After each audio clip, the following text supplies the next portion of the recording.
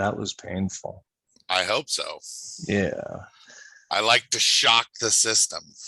It didn't so much as shock the system as like pierce the eardrums. What? My voice is melodious. At that point, it wasn't, and it was. I do agree. That's not even malodorous. melodious. Man, I am chewing through the big word bullshit today.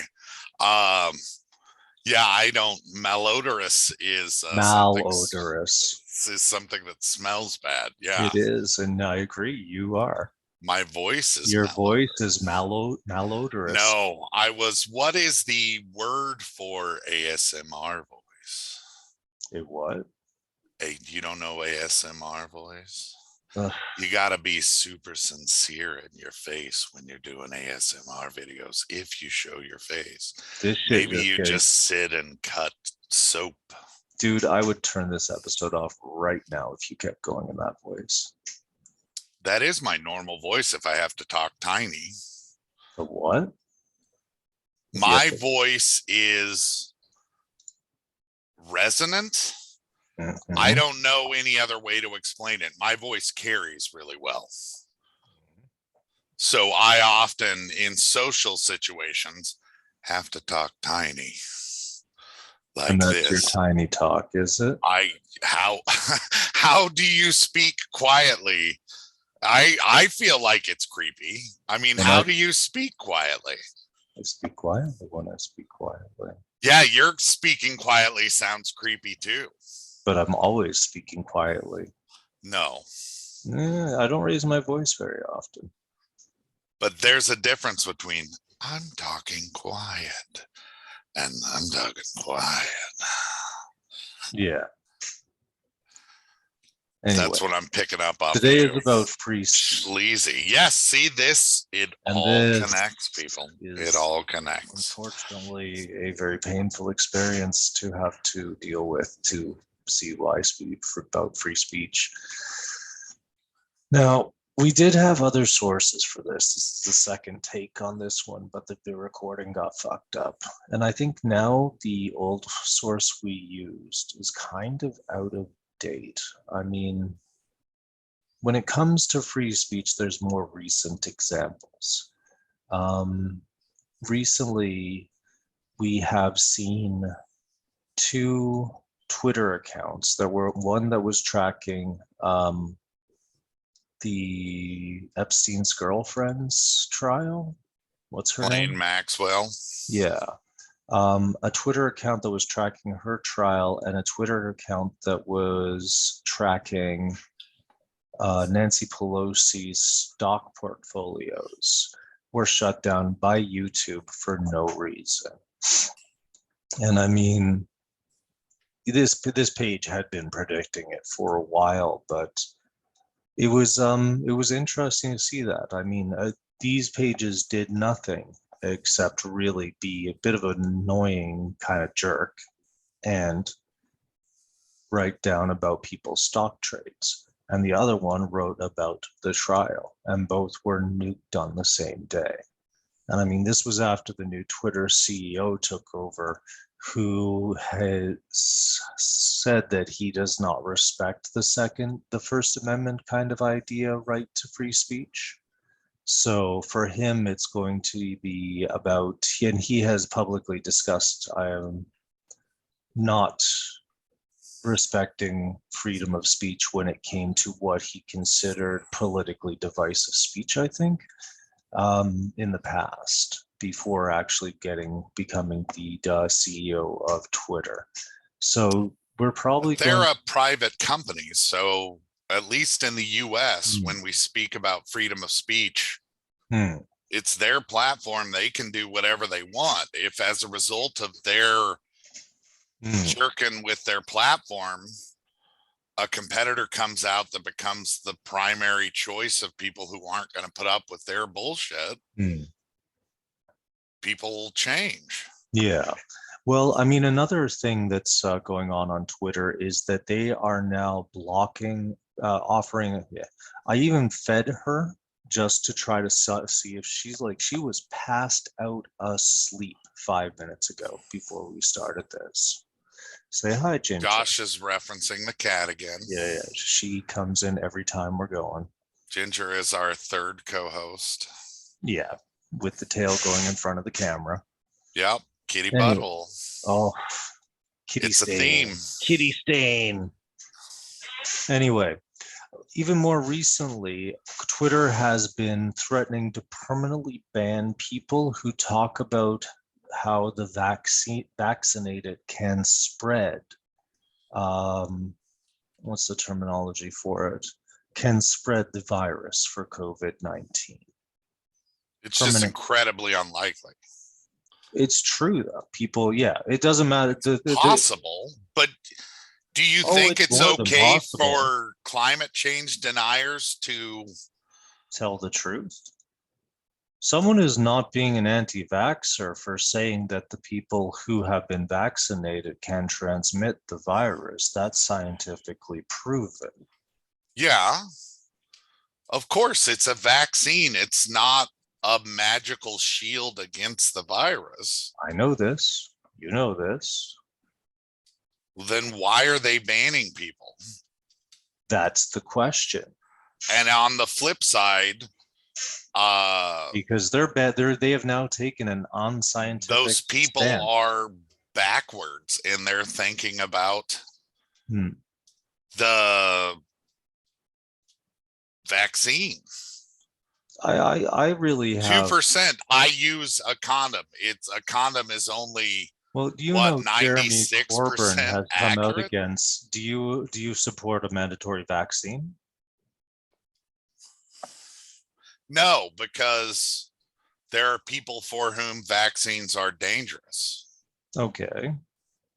Yeah, there's more than that too. There is also the fact that people do have bodily autonomy.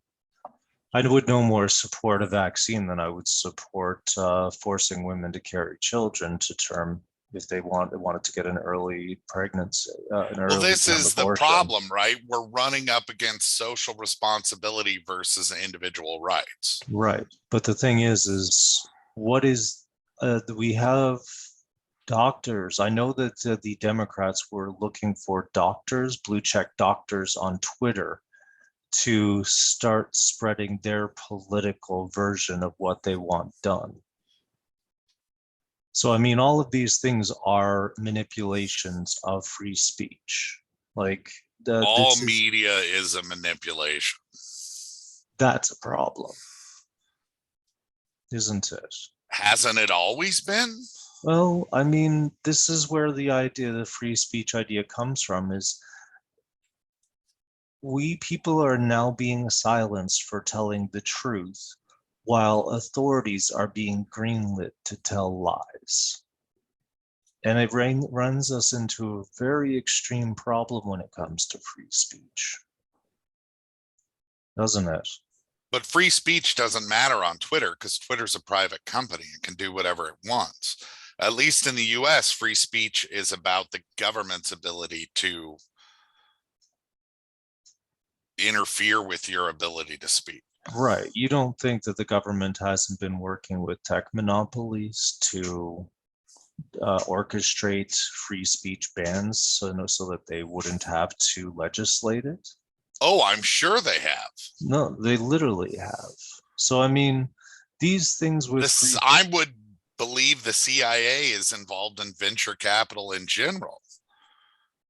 It's possible. But I mean, when it comes, they're in all the media companies now. They're all the American ones, some of the Canadian ones for sure. Reuters is Thomas Reuters. The Thomas family is obscenely rich, and they're a Canadian. Reuters actually stems out of Canada, from my understanding of the original family. So, I mean, the idea we're talking about today with free speech is, it really becomes a big problem, is there really isn't free speech when corporations control speech or governments control speech and what sort of speech is being said. And I mean, this is a time and place where people need to be fighting for their ability to say what they think is true more than ever, especially when government is being so blatant about using its power to lie ruthlessly. Maybe we should all just accept that lying is the only thing we can do and just make up big crazy lies about the government. And that's what's going to happen. What do you think? That's what QAnon is. Yep. That's Q. I honestly think there is a level of disinformation there that honestly I think is purposeful. I don't know. It almost certainly started as a troll. But it's changing shape too. It's no longer like QAnon is effectively dead. Only the real fringe still hang on to it. The core of those easily misled have moved on to like new conspiracies, I think. Well, all their energy's taken up in not wanting to wear a mask or get a vaccine. There's some of them there. I mean, up here in Canada, the people who are anti-mask and anti-vaccine are across the political spectrum. Are they? Oh yeah, left, middle, and right. But I mean, I think they found that a 41-year-old women were the leading people not being vaccinated in Ontario from one study, who had liberal bents and ideologies.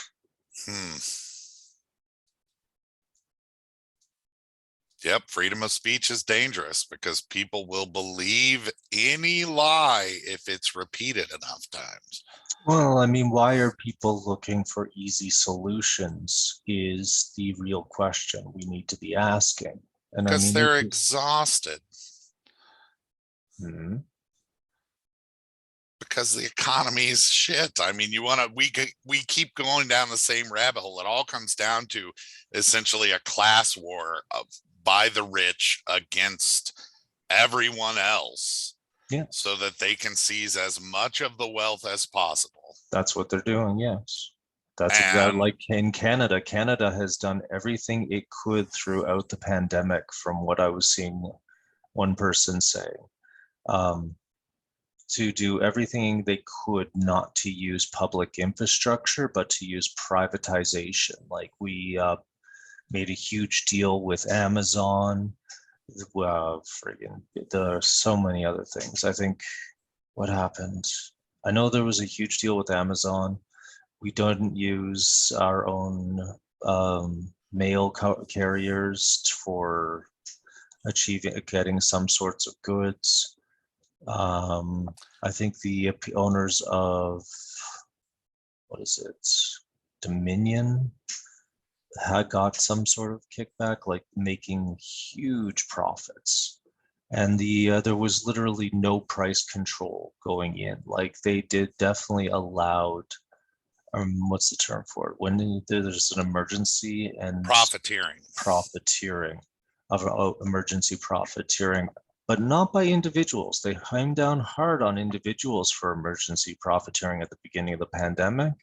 But towards the larger corporations were allowed to get away with it. Like the price of lumber was allowed to fluctuate disgustingly. Like the government allowed. So I mean, this level of cooperation between like governments and corporations is, in Canada, it's always been the case. I mean, Canada was created as a resource extraction company first, and then made into a country after the Americans rebelled to stop us from rebelling. I mean, that is the legitimate history of Canada. The appearances of democracy to keep us in our place. Same here. Well, you guys actually rebelled. Yes, but democracy was only for rich, wealthy people. White men. Well, yeah. Yeah. Well, I mean, that's how it works. 1 second. But things have been getting better. Democracy is for more people now than it was then. Yeah, but in the meantime, while the culture wars raged, we have seen in the last 50 years the middle class become gutted through economic warfare. And I mean, when you look at these things, is the families of the rich, we in Canada and America, we have our, like media even used to call them Canadian royalty. And I mean, these are dynasty families who have used tax loopholes and literally their money to buy government in such a way that they've managed to maintain their wealth from generation to generation to generation. Illuminati. No, it's the same. That's the thing, is it isn't the Illuminati. These people actually exist. For example, what was it? Politico, I think, did an article on this. This is I was reading the other day. That's extremely extensive. Let's see if I can call it up. While Josh is looking that up, let's have an Alex moment. So we're talking about freedom of speech. What about freedom of speech in art? Have you ever heard the Madonna song, Like a Prayer? I'm pretty sure Madonna blew God. That song is essentially a sexy time love song to God and or Jesus. And the video specifically implies that she goes into a Catholic church and gets it on with the statue of Jesus. So what I want to know is, God running around out there having sex with ladies, inspiring art?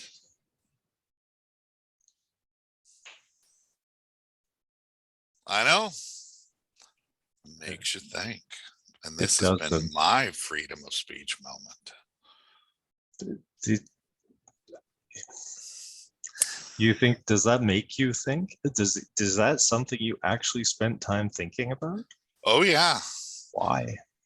I took a 4-hour road trip and heard Like a Prayer 3 times, and each time was like, really? Really? Because that song seems to imply that she blew God. I'm down on my knees. I want to take you there. She's just talking about blowing a guy, dude. No, I'm pretty sure God came down, took a break from skee ball, and got blown by Madonna. I don't know. Sure. And if it's Jesus that got blown by Madonna, that's kind of weird, because then you're getting blown by a lady who has the same name as your mom. That's odd. It's like people who date other people that have the same name, except for the Steves. Not your Steve, my Steves in Korea. 2 gay guys, both named Steve, dated each other. One was actually named Esteban. He was the hottest human being I've ever seen in real life.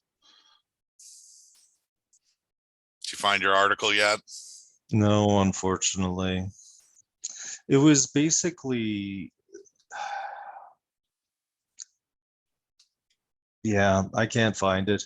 The idea was that there was the ideas of using estate tax, the ways of avoiding loopholes, so that people who were obscenely rich back in the 1900s are still, their families are like super rich today. Like up in Canada, there's no wealth tax. Right. So, I mean, these people, these families have used their wealth to influence governments. They've avoided taxes. They have managed to perfect a way of avoiding taxes that is just not possible for most people. Sure, of course not. These are the people who are buying what gets said. So when we hear about their newspapers talking about shutting down free speech, it's because they don't want people to be heard. It's not about their free speech, it's about ours. Well, and in America, it's been codified because money is speech. Yeah. The exercise and spending of money is considered legally speech. So a billionaire, by that ruling, the Citizens United ruling, I would argue that a billionaire can speak so much more loudly than I can, or anyone in my socioeconomic bracket can. Yeah. Even if we all speak in chorus, that it has eliminated free speech. Yeah. Like Citizens United needs to be repealed on the basis that it is diminishing of the freedom of speech of anyone without money. Well, I mean, under that one, if money is free speech, using Facebook and Twitter should be free speech as well. But I mean, these people should be worried, I think, when places like Twitter, Facebook, and YouTube are telling us what we are allowed to say and not say, when they are literally working to feed us lies. Like, don't eat them lies, people. Well, and that's the thing, is most people can't avoid the lies. Like, most people, when they get bad, like, they're going to think that I mean, literally allowing Twitter to get away with banning people for spreading a scientifically proven fact is a very slippery slope. These are the people who want to use their platforms to strip us of wealth and to control how we think. They do it through advertisements. I mean, this is not a nefarious plot. They want us buying things. They want our attention. They don't want disruptions. They don't want to lose their monopolies on control. I mean, this has been a reoccurring theme throughout history. And I mean, free speech is fundamentally like the most important thing, and it is currently under heavy assault by the people who have fucked us over royally. Well, and a big problem is that the illusion of freedom of speech is what the internet has given us. And in reality, we don't have it as individuals, even though we are posting on someone else's board. They control the board. Yep. And it could be removed like that. And I mean, this isn't the idea, like Noam Chomsky talked about it, is that we have free speech within a narrow boundaries, where within these narrow boundaries we can fight and tussle and make as much noise as possible. And we've seen this in the past. For as long as people were arguing about nothing on the internet, no one gave a fuck about the bullying or anything else. But the second that the internet started to be used as a tool to fight back against systemic oppression, we began to see a very different reaction from the people running these various systems. You understand what I mean? Sure. Well, and it also, the Google's original God, what did they call it? Their statement of intent or whatever. Yeah, do no evil. Do no evil, right? I think that got taken out in 2011. Yeah, so does that mean Google's okay with doing evil now? It kind of certainly implies it that way. Yeah. And so that's what I'm saying. These guys started, money corrupts everything, because these guys started these tech companies with the goal of revolutionizing the world and ended up turning us into cash cows by mining us for data and then selling the data. Yep. Yeah, they did. I mean, they fired the AI ethicist. when she said that what they were doing was dangerous. I think it was. This was a while ago. She was fired. She was talking about issues about it, and she just got summarily fired. She's worth looking up. Like, look up Google AI ethicist, and you'll probably fired at the end of that, and you'll probably find some stories on her.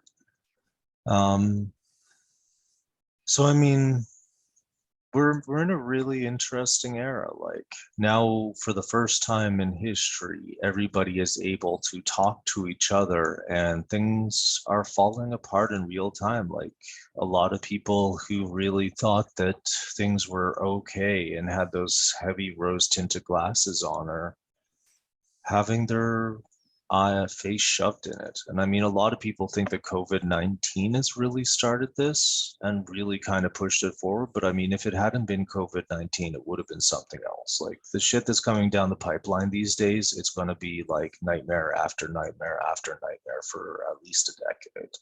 I think you're underestimating the degree to which, at least in where I live in the United States, people are siloed. Mm-hmm. Even with social media, they only hear from their friends. Mm-hmm. They only see the advertisements that are specifically targeted to them. It's just an echo chamber. The people around me are all fucking talking very differently than they were a year ago. I mean, I talk to people about the situation, and they're on board about who's to blame, about needing living wages, that things need to be done, that people are talking about it more, stuff like that. It's actually gaining quite a bit of strength where I am. I mean, yeah, no, the right wing is as right wing as ever here. I don't see it as right or left wing. I mean, to use the political nomenclature, the people that supposedly identify as conservatives. I'm apolitical. There are a large number of people here, anti-immigration, anti-abortion, yeah, anti-social welfare, pro-gun. Yeah. Like, that's still going very strong where I live. And this is a shift in the past when Iowa used to be much more, the right was much more libertarian. Yeah. Well, the problem down in America is you guys have been on a push. You guys are legitimately on the edge of real collapse. Scary. Yeah. I mean, we've got articles going around in Canada like we need to separate our economy from America's because they're going down.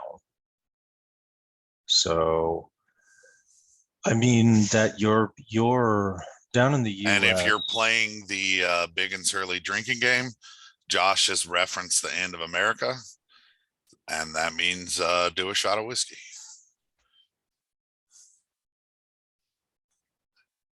Keeping it light, I guess. I just thought we needed to interject some sunshine in all them dark clouds, buddy. Some sunshine. I know it's hard. I got accused by a client of being Pollyanna-ish today.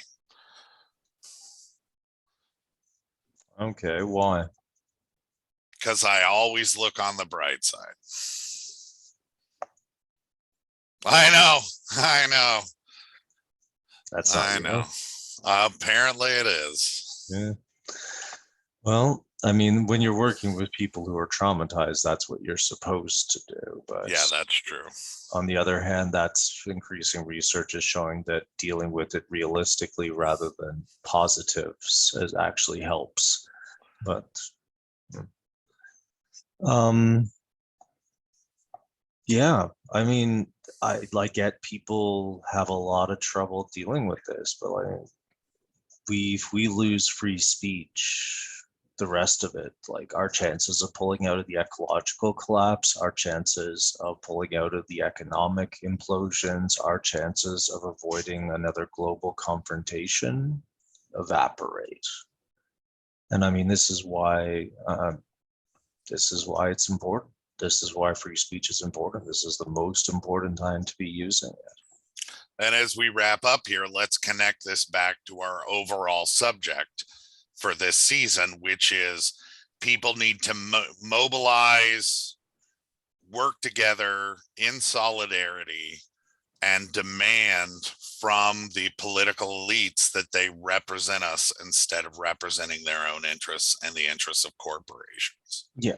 Stop representing billionaires and millionaires because people are sick of it. And it's time, if they don't listen, it's time to shut the streets down. That's what's required. That's what mass mobilization is about. That's what general strikes are about. You shut the economy down. And that is a primary exercise of freedom of speech, is to get out there together and make your voice heard. You don't even have to get out there together. This is the best thing about a strike. Stay home, watch TV. If people want to go out, have a party. This is the thing, is like in the protesting has such a weird connotation, but I mean, it's winter. Go snowshoeing for a day. Like, just make it the same day as everybody else. They don't need to see you. They just, the impact will be horrific if there's enough people that just fucking well, a full-on general strike is calling for people to get out and shut down the roads. And no, I mean, if the general strike is everybody stops for one day, period. Do whatever the fuck you want. Don't bother even going outside if you don't want to. If you want to make a sign and be rude about it, best kind. If you want to work with some friends and throw a goddamn concert in the park, do it. Have some like little song about it, but do it on the same damn day, because it's like it'll be a buy nothing day, work nowhere day.